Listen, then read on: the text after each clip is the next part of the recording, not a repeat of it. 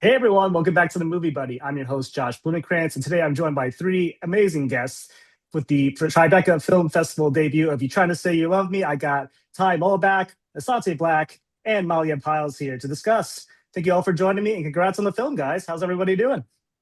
Thank you so Great.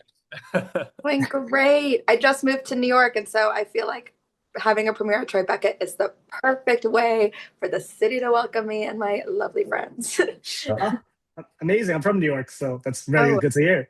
um, So I gotta say, this film has a lot to say in such a short amount of time. Very heavy themes, and I want to start with one of my favorite lines, which is, "You don't really know what you feel until you put words into it." And what's fascinating to me is that Chloe studies language while Jerrod is struggling to find a language for his own emotions. And Ty, was that connection always at the heart of the story? And for all three of you, what were you hoping to explore with these characters? Yeah, funny enough, that's actually from my fifth grade English teacher. He Oh, used to have us like journal for 5 or 10 minutes at the beginning of every class. And the goal was that maybe you'd find something that you felt that you had no idea was inside of you. And so I think that Sherrod to me is such a curious person, and he's going through this like his mom just passed away, and he just had a career-ending shoulder surgery, and so he doesn't have any like he doesn't know what's up or what's down. He has no anchor point. And so for him being here, he's just looking for like anything from his professor or from this kid in his philosophy class to help him out. So he's really searching.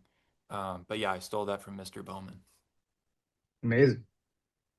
Yeah, no, I think that it's there's definitely a level of searching for a new means of communication that I think Gerard is ultimately going through.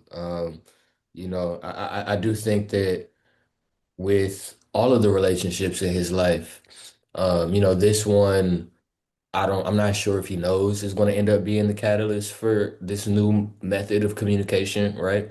But things just aren't happening the way that they used to happen. Mm, Can't rely on the same coping mechanisms. Can't rely on going to the pool or to the gym or even, calling my mom and telling her, how the meet just went. You can't rely on any of that.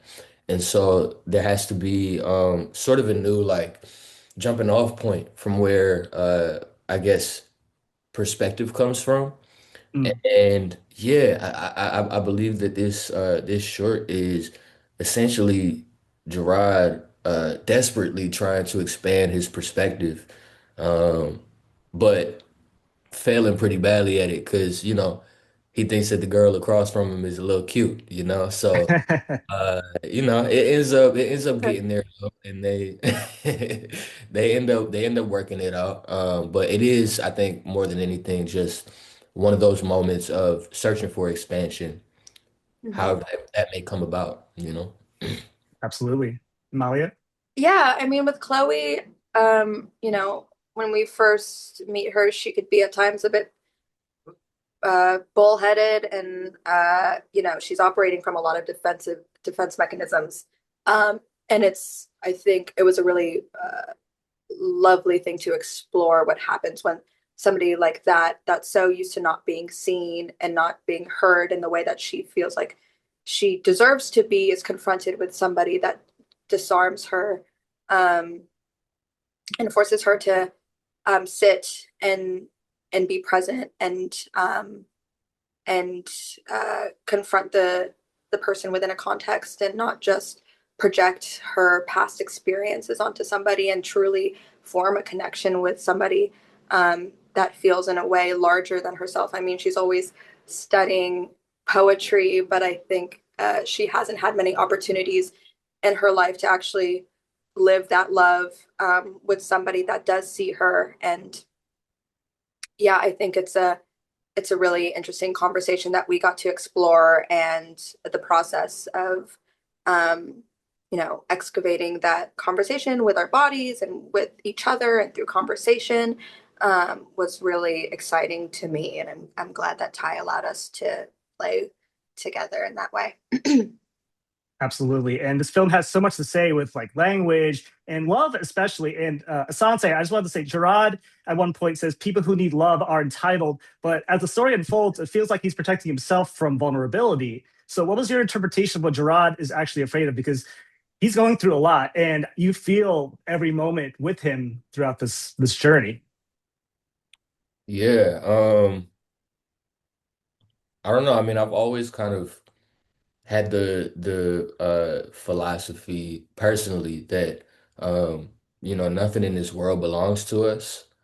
Mm, Um, so I do think that that kind of allows me to move in a way that's um, that can come across as detached, and who knows? Maybe that comes from some sort of, subconscious protecting that I'm doing of myself. But that line of essentially, people who need love are entitled is really, I think, more than anything, masking the fear of losing, what you once held dear to you. It's not easy to, have a space for somebody in your heart. And then all of a sudden that space is still there, but they're not, you know? mm, And I think that that's something that, as men, we don't admit a lot of the time.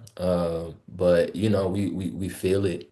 And there's a certain level of there is a defense mechanism that we put up to try to essentially absolve ourselves of that very human emotion, which is uh, longing, grief, just the plain fact of like, missing somebody, I think that that line actually, now that you bring it up, is yeah. essentially Jerrod trying to say, hey, prove me wrong, Mhm. prove me wrong Hmm. that I'm not entitled for wanting you to say that you do love me, and that maybe that there is some catharsis that can come from this moment and something that ends up not just serving each other selfishly, but serving each other in a way that is, like you said, Malia, bigger than the individual, Absolutely. Well said. And Malia, I just love Chloe. She's so intelligent and so kind. And she introduces the idea of the rubber band theory, the tension between who we are and who we want to be. And that idea is an anchor point for Jerrod. What do you think Chloe sees in him before he's able to see it in himself? That's a good question. Um,